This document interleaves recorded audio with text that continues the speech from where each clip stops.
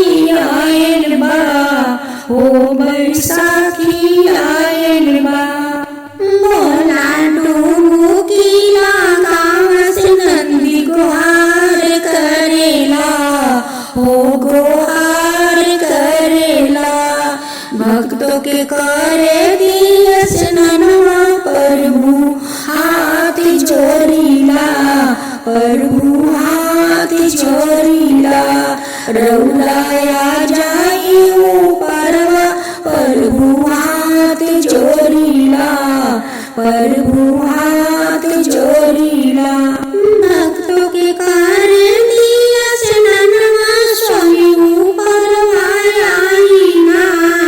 राउर हाथ जोड़ीला प्रभु भक्तों के करे दिया स्नानवा राउर हाथ जोड़ीला स्वामी परवायाईना राउर हाथ जोड़ीला। शिव भक्तों आज आप सुने खूब सुंदर शिव चर्चा गीत।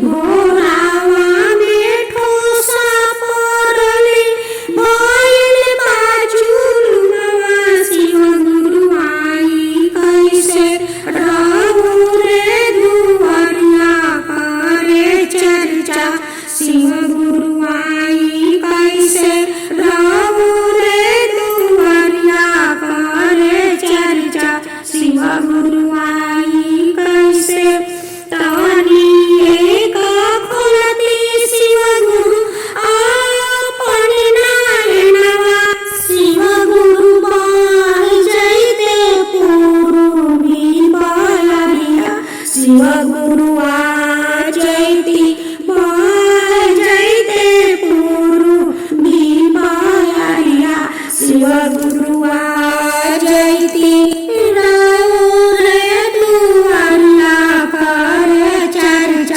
शिव गुरु आ जैती रहु रे दुआरिया करे चर्चा शिव गुरु आ जैती ढोलवा मंजीर लेके सखी संगीतिया लेके आ जैती शिव गुरु रहु रे दुआरिया करे चर्चा शिव गुरु आ जैती रहु रे दुआरिया करे चर्चा शिव गुरु आ जैती। और दूसरा भजन। चल कंवरिया लेके बहंगिया जलवा सुल्तान से ओ भोलेनाथ की ओ शंभुनाथ जी। चल कंवरिया लेके बहंगिया जलवा सुल्तान से ओ भोलेनाथ की ओ शंभुनाथ जी।